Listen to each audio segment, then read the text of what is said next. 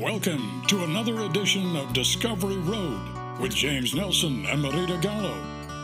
Traveling along the historical Mormon Pioneer National Heritage Area, these two are bringing you stories of long-ago pioneers,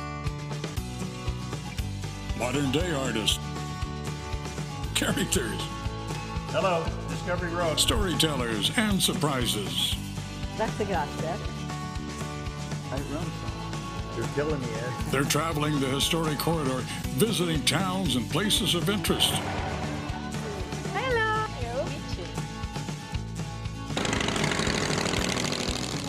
Who knows where their next stop will be?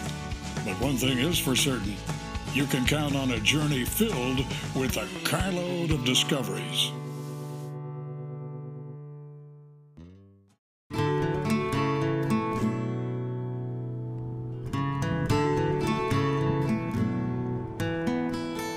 Over 5,000 sprawling, diverse square miles.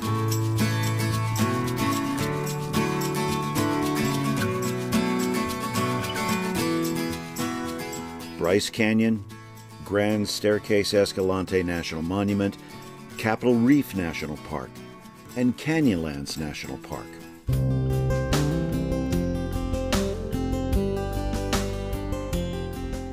Lots of small towns, and plenty of nice people.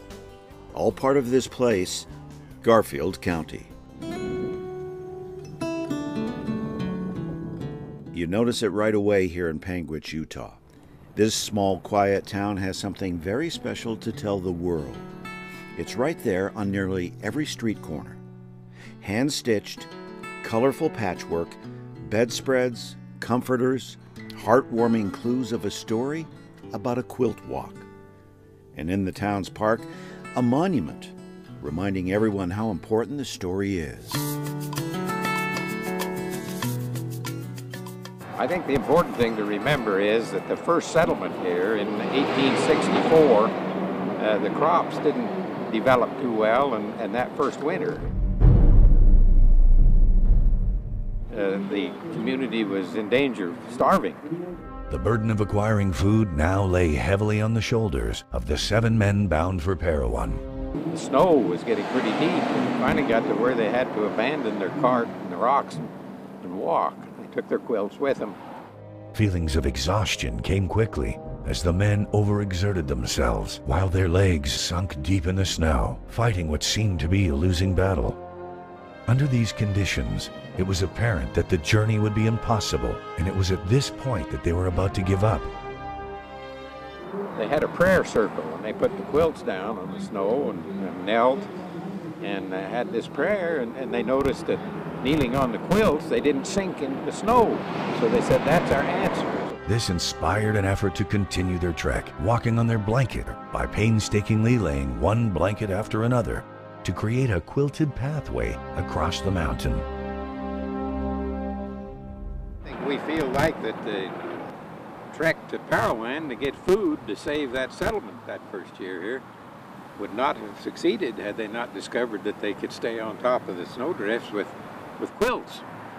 So if it hadn't been for the quilts, that wouldn't have happened, and the settlement probably everybody would have died.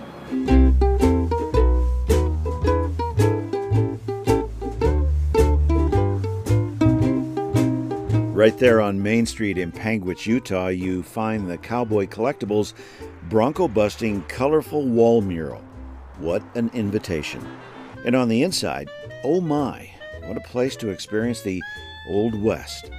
Even take a photo or two and have some fun. I can't even see anything. Just look mean. Excuse me. Just don't smile. Yeah.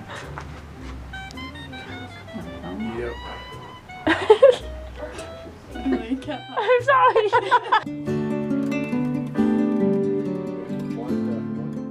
Inside this old mercantile building, visitors will find boots, badges, benches, and books on Butch Cassidy and the Sundance Kid. And for that real Wild West look and feel, there are plenty of racks of fine Western wear. And one big rack, a moose rack, one you won't soon forget. But the real story is in the back of the store.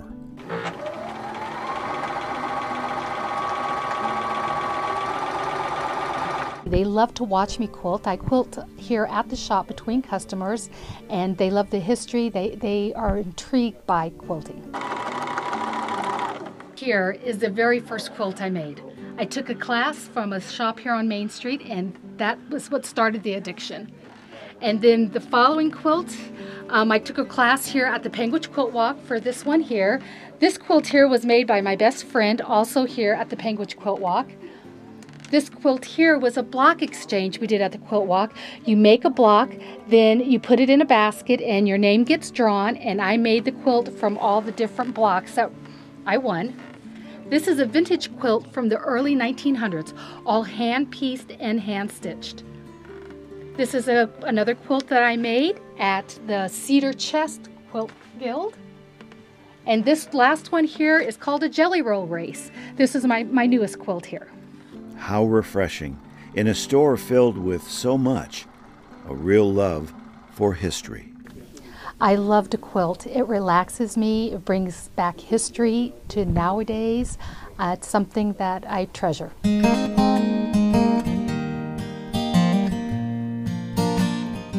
We made a stop at the Escalante Heritage Hole in the Rock Center so Marita could take a phone call from the past. Call coming in from Discovery Road. In the early 1900s, the first telephone lines were built in this area, and it was a blind man named Leander Schertz who ran the switchboard. Leander had gone blind when he was 2 years old from a childhood disease, but he never let blindness bother him. He continued to operate this telephone. He bought this telephone switchboard in 1919 from Western Electric. It was shipped by train and that to Marysville, Utah, which is 90 miles away. And then a wagon went over there and picked it up, hauled it here. Leander ran the switchboard flawlessly. He knew everyone's voice, and he loved music. He played the piano, he played the saxophone, he played the clarinet, he played in the town orchestra. He did everything, and in fact, when the houses soon began to get electric wiring in, he even climbed up in the attic and inspected the wiring, all with his hands. He milked his cow after dark.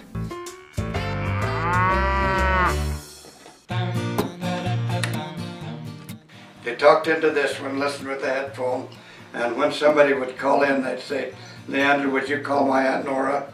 They'd ring Aunt Nora by turning this one or a two, and then maybe a long one, and Aunt Nora's ring. She would recognize it on there, and so then he would pick it up and put one in and connect Aunt Nora. The century-old Western Electric switchboard isn't taking any calls these days, but it sits tall and dignified in the corner of this museum. A reminder of yesterday and a connection to a wonderful story about a blind man. We just want the public to realize that a person doesn't let handicap bother them at all. They can do whatever they want to if they put their mind to it. And Leander never felt like he was handicapped. He just went ahead and became the switchboard operator, and that's all there was to it. And so we've been really blessed to get this little piece of equipment to put in our Heritage Center here and to let people know who he was.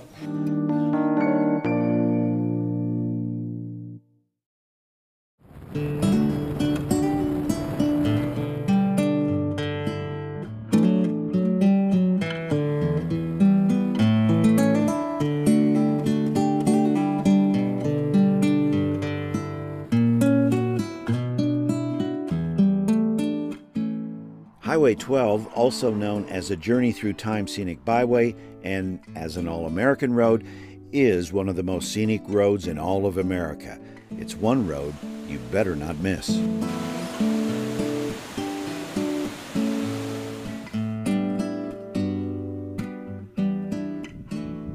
Once you're out here on Highway 12, it doesn't take long before the descriptions start pouring in and the posts to start going up. Everything from, oh my goodness, to sick or money. But the words are all saying pretty much the same thing, which is being out here is nourishment for the soul. Oh my goodness, it's fantastic. It's like they always say, you know, it's all about the journey, and so just being in this part of the country has been awesome. It really puts you at a real connection with the environment, I think. It's really nice. This is beautiful, and it's been a lot of fun. I'm not just saying this, it's probably the most beautiful portion of the entire ride. Visiting Garfield County, you can't help but notice the abundance of bicyclists and motorcyclists. Who can blame them? What a ride out here.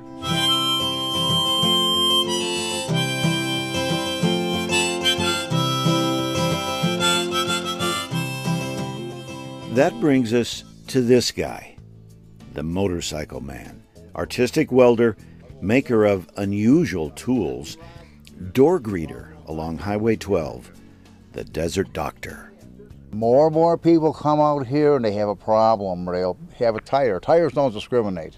It's like in your car, you feel you're saved because you have an extra tire, even though you have no way to put it on or don't know how. But I keep every tire for every motorcycle here in stock, inner tubes, and if they come at 2 o'clock in the morning, we'll fix them.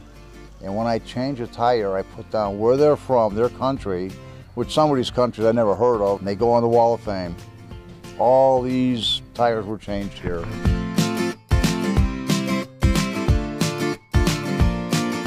Like an outdoor guest register, hundreds of tire chunks adorn the ramshackle shop where repairs and new friends are made around the clock. Many of them first-time international visitors to Garfield County. We have this group from Torino, Italy that comes every year. They spend a day or two here. And they started out, they had a problem with a tire, and we fixed their tire for them. And here they are.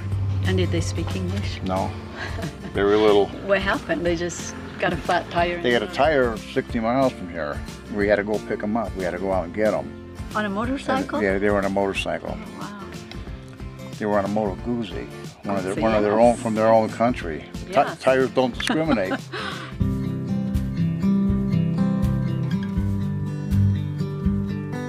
Well, Garfield County's got some of the prettiest scenery in the world. We've got one of the prettiest highways in the world. We've got stuff here that a lot of places don't have. They wish they had, or they dreamed that they have. Like they say on the radio advertising, Utah's a very friendly place, and it is, and we're here. With that, Marita gets a spin with the motorcycle doctor, and I head for the attic.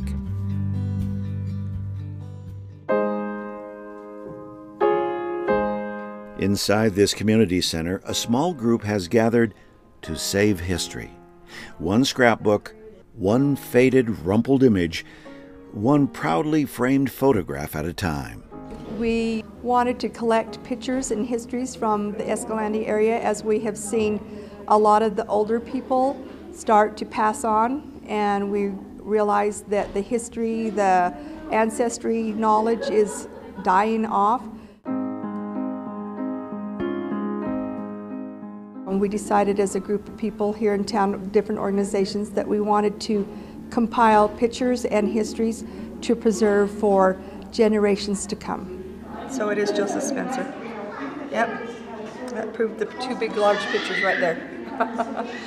Yep, my two big pictures, Joseph and Ellen, or Jane Ellen. Once they are dusted off, the images often reveal a mysterious life story from another time. These were Yukon Norman's pictures that she brought, and I was trying to get those ready for scanning. And this one was stuck. She just had it stuck with some, sticky things there. And I could see something written. Oh, yes, indeed, something was written on the back of the photo.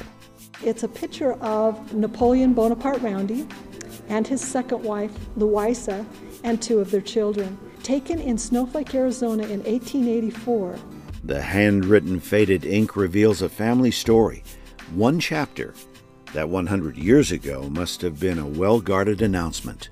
And it was a gift to Elizabeth Roundy, who was the first wife, from her husband, NB, Napoleon Bonaparte Roundy. So it was a gift from the husband of a picture of the second polygamist wife to the first wife. And so it was kind of a little interesting history when you were looking at that. The images and the attending story information will be preserved, digitally archived for the future and for generations far removed from the dusty old attics they came from.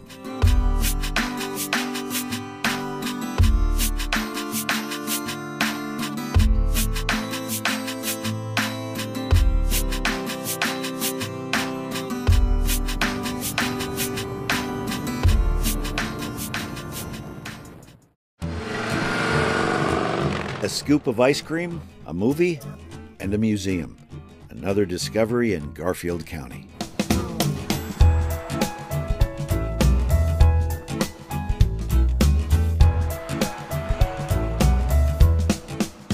The theater is a gem, the Gem Theater. Downstairs, an ice cream store, they call it Scoops from the Past. And upstairs, the throwback movie house. Sir, we can do this one thing. Discovery Road. It's not one, it's there. Sir? Okay. And a museum. This is the museum entrance. The walls out here are all still original. They left the graffiti on the walls. Even the graffiti, huh? Yeah. This is the actual projector that was used in the 30s and 40s. They had a carbon arc to facilitate the light that would project on the screen. So, because they didn't have light bulbs back then that would actually have that kind of power. And a lot of the old projectionists signed their names on the projector. The movie theater was built back in 1909, but it burned down 3 different times. It came back each time like the phoenix. Quite frankly, it's just a great venue, and it's a great process to see an old theater that should have probably been bulldozed, but somebody took the time and effort to renovate it, and in a nostalgic town, it's on the historical register. It would have been cheaper to have just bought a lot and built. It took them something like 45 days just to remove the debris to start renovations. So it was quite an extensive process. So it's kind of nice that somebody took the time and effort to keep something historical. This is how they advertised the films back in the old days, with the monthly advertisements. As you can see, the 10 Commandments with Charlton Heston, Yul Brynner, Old Yeller, just a lot of the old movies. And so people had kept these in their homes and they donated them back to the theater. People from around the world visit the gym and get a chance to see what the old film days were all about. Well, we've actually got a book that people can write their comments in, and so we've got people from all over the world that actually stop in here, and the old projector that had the carbon arcs, that's what was the lighting mechanism for the old projectors. That's why there were so many fires. That's why the building burned down 3 times. And people just like to see how the film was being used back in the old days. And so they all remark how nostalgic and interesting the old way film was shown.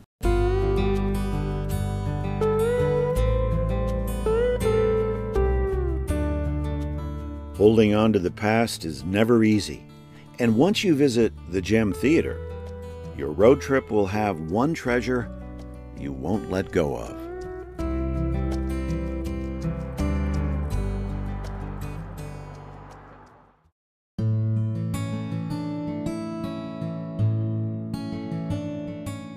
Bryce Canyon National Park attracts millions of visitors every year. It's an amazing place, a must-see destination, a gem among jewels.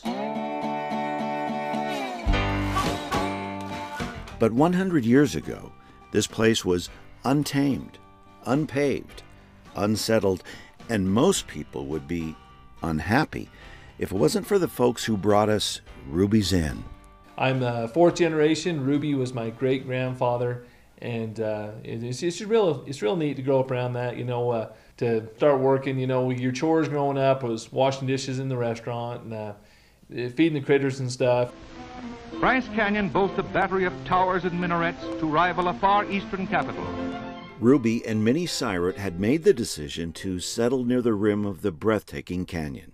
Soon they were providing lodging and food for the increasing stream of visitors. And he went out and saw Bryce Canyon. He didn't even know it was there when he came here. It wasn't a national park. He said, you know, one day I think people are going to see this. And, you know, it was pretty prophetic that he said that. And, you know, when I was a kid at Ruby's, the original main lodge at Ruby's Inn, it burned down in '84. And we lost a lot of history there. But when it burned down, there was only about 100 guest rooms here at our resort.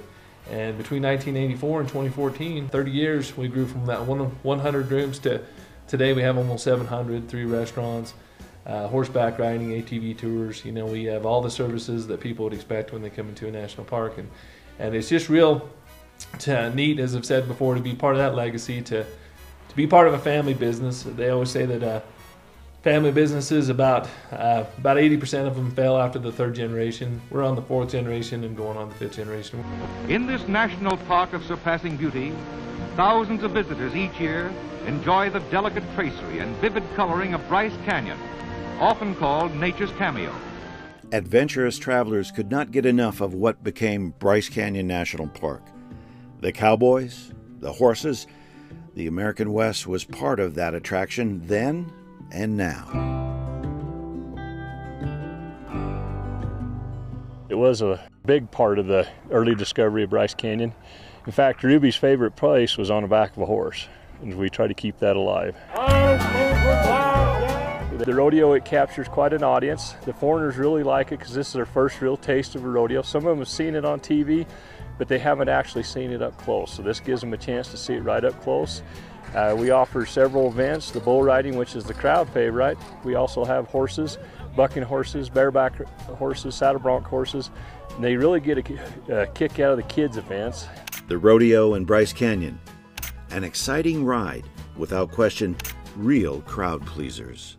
This year we're looking at between 1.4 and 1.5 million visitors here at Bryce Canyon, of which close to 60% are international. So our international visitors are coming to southern Utah. They're enjoying Garfield County and all the things that we have to offer them.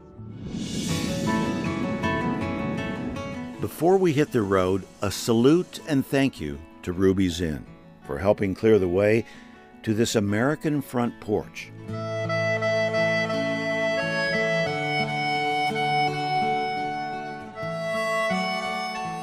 The breathtaking wonder of Bryce Canyon, an artisan's fantasia, home of the hoodoos, those odd-shaped pinnacles left for us to ponder by the virtuoso who built this place.